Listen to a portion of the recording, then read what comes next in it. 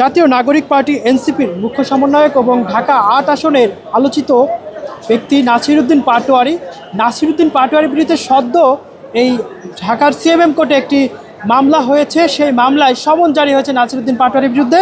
আমরা যেমনটা তথ্য হাতে পেয়েছি, সেখানে সিআর মামলায় নাসিরউদ্দিন পাটোয়ারিকে 504 পেনাল কোড 1860-এ মামলাটি হয়েছে। মামলাটি করেছেন আশরাফুল ইসলাম, তিনি সভাপতি বাংলাদেশ জাতীয়বাদী দল রমনা থানা ঢাকার আশরাফুল ইসলাম এই মামলাটি করেছেন।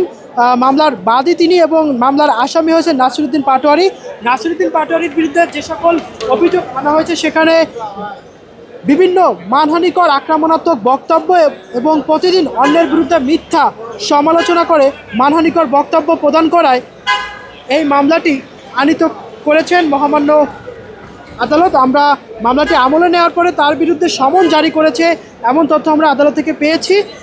আদালতের আজ 22 নম্বর কোর্টে মামলাটি নিয়ে সমন জারি করেছেন।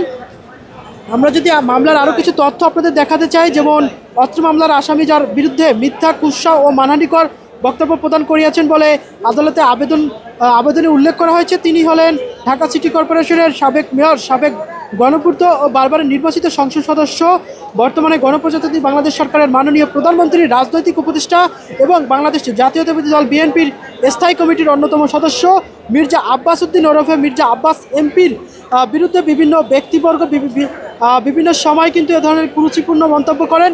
এর মধ্যে অন্যতম হচ্ছেন সমালোচিত ব্যক্তি নাসিরউদ্দিন পাটোয়ারি। সেই নাসিরউদ্দিন পাটোয়ারি মানহানিকর আক্রমণাত্মক বক্তব্য প্রদান করায় কিন্তু তার বিরুদ্ধে মামলাটি করা হয়েছে। এখানে আবেদনে আরও যে বিষয়টি উল্লেখ রয়েছে, অত্র আসামি নাসিরউদ্দিন পাটোয়ারি বিগত ত্রয়োদশ জাতীয় সংসদ নির্বাচনে শাপলাকলি নিয়ে জননেতা মির্জা আব্বাসের সহিত বিপুল ভোটে হেরে যায়। নির্বাচনের সময় অত্র আসামি বিভিন্ন সময় মিথ্যা ও মানহানিকর বক্তব্য প্রদান করিয়াছেন।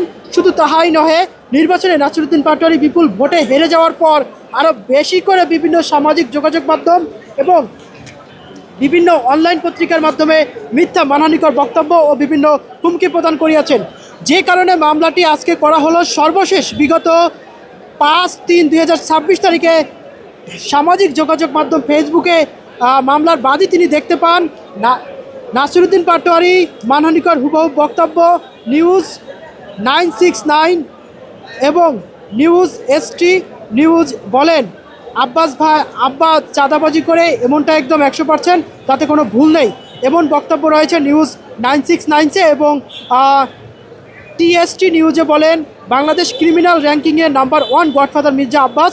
এই বক্তব্যগুলো অত্যন্ত মানহানিকর ও নিন্দনীয় মনে করে কিন্তু আদালত এই মামলাটি আমলে নিয়েছেন।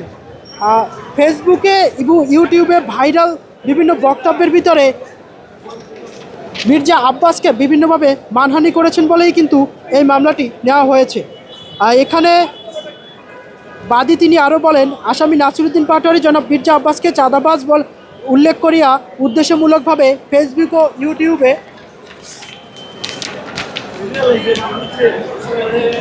বিভিন্নভাবে হেয় করেছেন। অত্র আসামি ফেসবুক ও ইউটিউবে ইচ্ছাকৃতভাবে এবং উদ্দেশ্যপ্রণীতভাবে বাদী মির্জা আব্বাসের বিরুদ্ধে মিথ্যা, বানোয়াট, ভিত্তিহীন বক্তব্য প্রকাশ করিয়াছেন। বারবারই এই বিষয়টি কিন্তু দেখা যাচ্ছে মামলার বিভিন্ন পয়েন্ট বা বিভিন্ন কলামে কিন্তু এই বিষয়গুলো উল্লেখ রয়েছে। তাই বাদী মির্জা আব্বাসের মানসম্মান নষ্ট হয়েছে এবং রাজনৈতিক ও পারিবারিক ভাবমূর্তি ক্ষুণ্ণ হয়েছে বিদায় আসামির বিরুদ্ধে আইনানুগ বিচার প্রার্থী হইয়া অত্র মামলা আনয়ন করিয়াছেন বলে আদালতে তিনি এই আবেদনটি দাখিল করেন এবং এই আবেদন দাখিল করার পরবর্তীতেই আদালত সেটি আমলে নিয়ে তার বিরুদ্ধে সমন জারি করেন।